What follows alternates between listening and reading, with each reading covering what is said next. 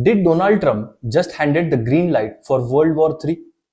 I'm not saying that because he let Ukraine strike deep inside Russian territory or because he just agreed to let Ukraine build its own Patriot missiles at home. Those alone will be significant, but there is a lot more happening around those two decisions, and stacked together, it starts to look like a chain of events that pushing towards more escalation, not less, in almost every major conflict zone on the planet. Let's start with what actually happened in Ankara this week.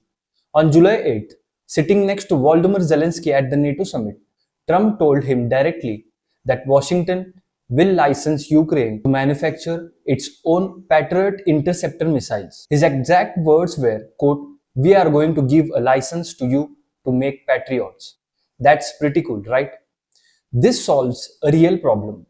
Ukraine has been begging for this months because global Patriot stockpiles have been drained by the Iran war, and Zelensky has called ballistic missiles Russia's quote last major advantage. At the same meeting, Trump was asked directly about Ukraine's deep strikes into Russian oil refineries and military sites, and instead of discouraging them, he defended them, calling them, in his own words, an escalation, but one that could help lead to an end. Sit with that phrasing for a second. The American president is now openly describing deeper strikes into Russian territory as a legitimate path toward peace, not a red line. And it didn't stop there.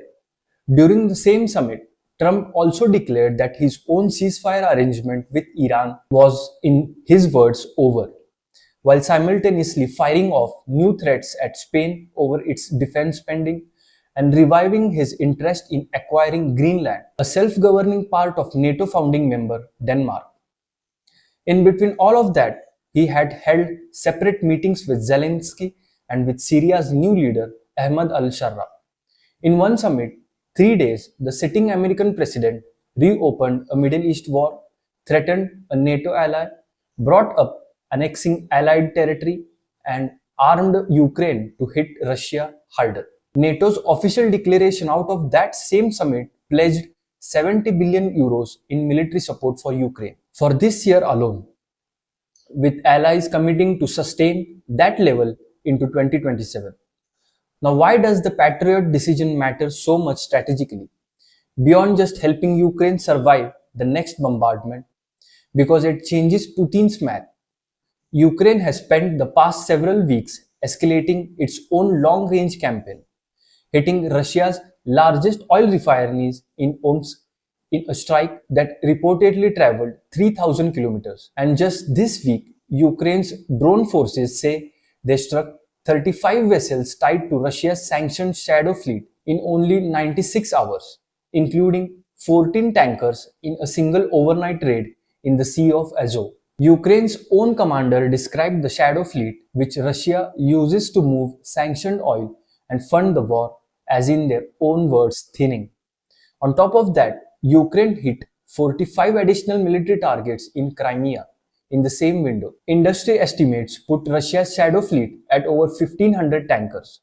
So this is sustained campaign, not a one-off. Here is the uncomfortable logic underneath all of this. The stronger Ukraine gets at defending itself and striking back, the more Russia's own losses start to look strategic rather than incidental. Oil income disrupted, refineries burning, supply chains under pressure. And historically, when Putin's position looks weaker on the ground, his response hasn't been to de-escalate. It's been to raise the ceiling. That's the entire logic behind Russia's Orshenik missile, the intermediate long-range weapon Moscow first used operationally against Dnipro back in 2024. Putin has repeatedly claimed it's essentially unstoppable, that no Western air defense system, including Patriot batteries, can intercept it. Whether or not that claim holds up under real testing, the point of saying it publicly is coercive. It's designed to make the West think twice before arming Ukraine further. Now, Washington is arming Ukraine further anyway. So the question isn't really whether Putin escalates. It's what he escalates with and where increasingly points towards NATO's own eastern borders, not just Ukraine. Look at what's happening in the Baltics right now. Largely away from the main headlines, NATO has agreed to assign a second full army corps, the German Netherlands Corps, based in Münster, specifically to help defend Estonia and Latvia faster in a crisis, adding to the existing multinational corps northeast already covering the region. In wartime, a corps like that can command tens of thousands of troops. One NATO official described the goal bluntly as bringing, quote, mass at speed to the region. Estonia, Latvia, and Lithuania are simultaneously building a joint Baltic defense line, anti-tank ditches and fortifications along their eastern borders, designed according to the Estonia's own defense ministry to hold from the what they call the very first meter of any invasion. Moscow is not staying quiet about any of this. Over the past several months, Russian officials have run an escalating pressure campaign specifically targeting the Baltics. Russian Foreign Intelligence Service claimed publicly Ukrainian military personnel had deployed inside Latvia to prepare strikes on Russia, naming specific coordinates. Russia's ambassador to the United States stood up and told Latvia, quote, NATO members will not protect you, warning that a Russian retaliatory strike would be, in his own words, unavoidable. Around the same period, Ukrainian drones drifted into Baltic airspace. One was shot down by NATO air defenses over Estonia. Lithuania government was briefly ordered into shelters, and Latvia experienced power outage. Independent investigators who tracked this closely found no single coordinated plot behind these events, just a scattered series of real incidents that Russian state media and telegram networks then wove into a one narrative that the Baltics are secretly co-belligerents and therefore fair targets. That's a textbook justification, building exercise, the same kind of narrative groundwork that preceded in Ukraine on February 2022. And separately, Lithuania's own intelligence service has assessed that Russia is actively restructuring its forces near NATO's eastern flank, expanding brigades into full divisions and standing up new units altogether. Their conclusion was specific. If sanctions on Russia ease or Ukraine peace deal is reached, freeing up resources, Russia could be ready for limited military action in the Baltic region within just 1 to 2 years.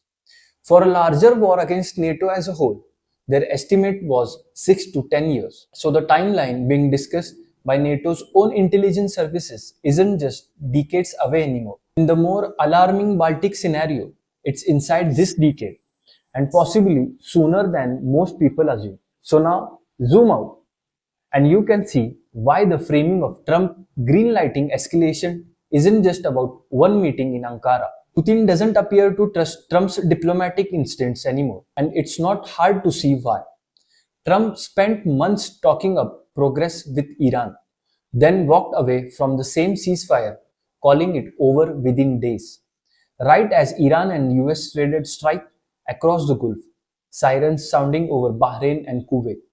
If that's how quickly a Trump-broked agreement can collapse, why would Putin place any real trust in talk of a Ukraine settlement, especially while Washington is simultaneously licensing Ukraine to build more missiles and publicly endorsing deeper strikes into Russian soil? At the same time, China just test-fired a submarine-launched ballistic missile alongside fresh joint naval drills with Russia, a quite unmistakable signal that Beijing is positioning itself as a ready for confrontation on its own terms too, not just backing Moscow diplomatically. Go back to how Russia originally justified this entire war, protecting its borders from what it called NATO encirclement. Now look at what's actually happening on the ground in 2026. More advanced NATO military equipment is flowing into Ukraine than ever before. A new corps is being assigned specifically to defend territory bordering Russia. Anti-tank defenses are going up along that same border, and the American president is not only tolerating Ukraine's deep strikes into Russia, he is helping build the missiles that make more of them possible. From the Kremlin's stated worldview, every one of those developments confirms the exact threat Putin has been warning about since before the invasion even started. And Russian officials have kept repeating that accusation that NATO and the EU are actively preparing for a war against Russia. None of this means a wider war is guaranteed, but it does mean genuine diplomacy is getting squeezed out from every direction at once. Trump says Putin wants to end the war, while simultaneously arming the side fighting him more aggressively than before.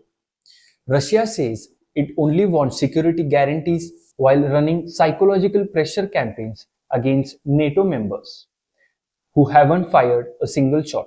And in the middle of it, ordinary people are the ones absorbing the actual consequences of decisions being made in the summit rooms and the press conferences. So when you ask whether Trump just greenlit a path towards a much bigger war, the honest answer is that no single decision in Ankara did that on its own. But taken together, arming Ukraine to strike deeper, NATO reinforcing the exact borders Russia say it's threatened by, and diplomacy collapsing in real time in the Middle East as a preview of how fast trust can break down. This is what escalation actually looks like, while it's still happening, not after the fact. Keep watching this one closely because next move on all sides are coming fast.